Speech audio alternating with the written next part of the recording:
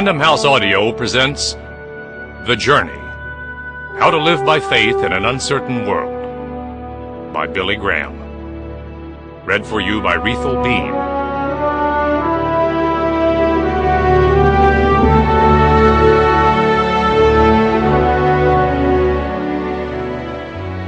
You can't change the past. Whatever has happened in your life so far, both good and bad, cannot be altered, and all the decisions and events that have made you what you are today are indelibly inscribed in the story of your life. But with God's help, you can change the future, and that's what this audiobook is all about. The future doesn't need to be a copy of the past, nor does God want it to be. No matter what your life has been like so far, God wants to put your feet on a new path, a better path, His path. And regardless of what you may have thought, His path promises joy and peace and purpose far beyond anything you could have imagined. This doesn't just happen, however. An architect draws the plans for a new building, but it still has to be built. A composer writes a new piece of music, but it still has to be played. A chef devises a new recipe, but the ingredients still have to be cooked. In the same way, God has given us a blueprint for living, but we must know what it is, and then put it into action. And this can happen because God doesn't leave us to do it alone.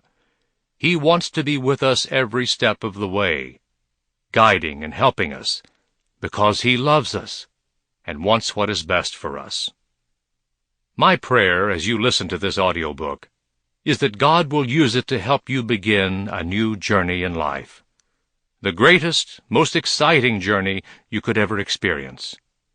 As we'll see, it isn't always an easy journey, but even in the midst of our problems, temptations, and sorrows, life can be different. Most of all, it is a journey of hope, because it leads us to heaven. No matter how young or old you are, or what your life has been like so far, I invite you to explore this journey for yourself. May God bless you as you listen to this audiobook and teach you how you, too, can live by faith in an uncertain world. Section 1. The Journey Begins. Chapter 1. Welcome to the Journey. Life is a journey. Like every other journey, it has a starting point. You had no choice about it, of course, any more than you had a choice about your parents, or the color of your eyes, or your race, or gender. But the minute you were born, you embarked on a journey, the journey of life. And like every other journey, it has an end. It may come suddenly and unexpectedly, or after years of declining health, but it will come, and like your birth, you'll have no choice about it. You can ignore it or laugh at it, but that won't change its inevitability. A wise poet once said that death comes equally to us all, and makes us all equal when it comes. But like every other journey, it also has a middle, and that is our real journey, those years between our birth and our death. For some, it is tragically brief. For most of us, however, our life's journey will last many years, moving successively from childhood to adolescence and young adulthood, then on through the middle years to old age. Like birth and death, this part of the journey is also inevitable. Try as we might, we can't turn back the clock or stop the relentless march of time. Years ago, I never dreamed I would live well into my late 80s, but life has a way of surprising us, and none of us can predict how long our journey will last. My wife Ruth and I talk about it frequently, knowing that someday soon our journey through this life will be over, and we will embark on another journey, one that will last forever.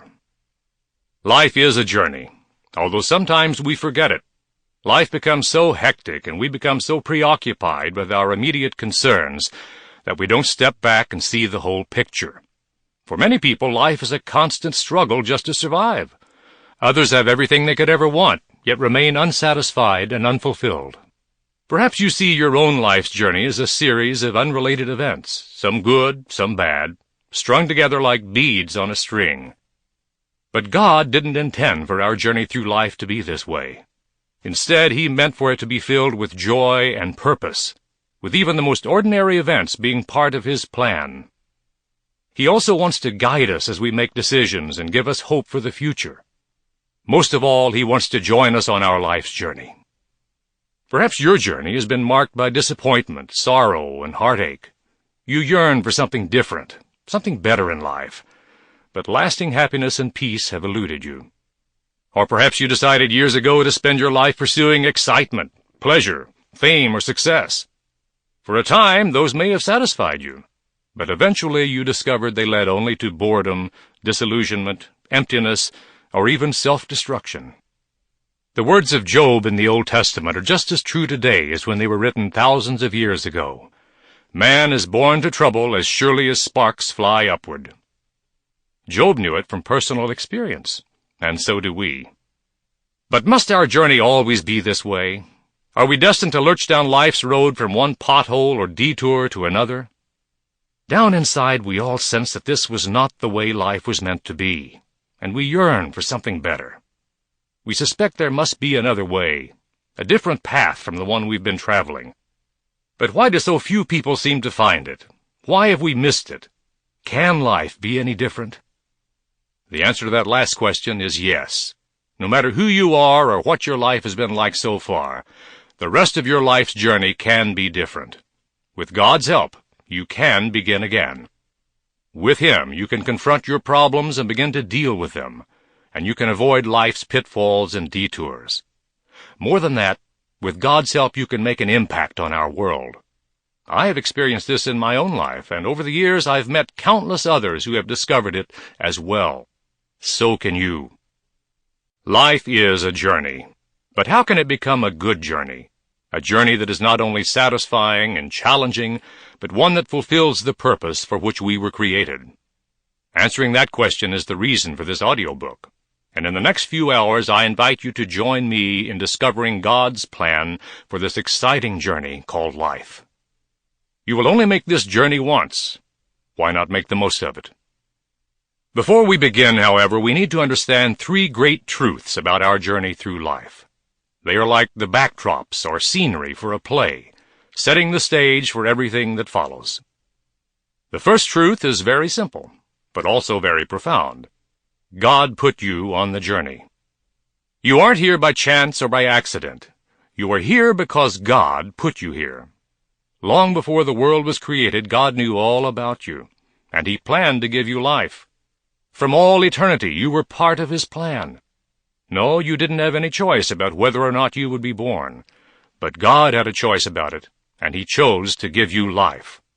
He is the creator of everything, including you. This journey is yours to travel, but God gave it to you. Never forget, God put you on the journey. We need, however, to understand a second truth. God wants to join us on this journey. Think about that a moment.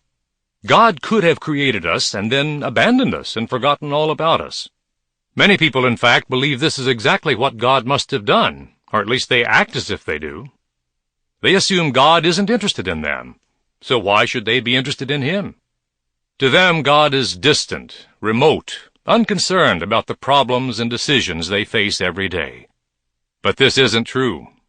God not only put us on this journey, but He wants to join us on it, if we will only let Him. We don't need to be alone, for He is with us. The psalmist asked, "Where can I go from your spirit? Where can I flee from your presence?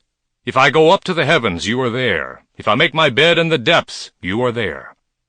There is, however, a final truth we need to understand about life's journey. Not only has God put us on our journey, not only does He want to join us on this journey, but God calls us to a new journey.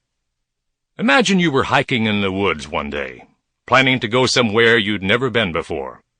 And after an hour or two, you came to a fork in the trail.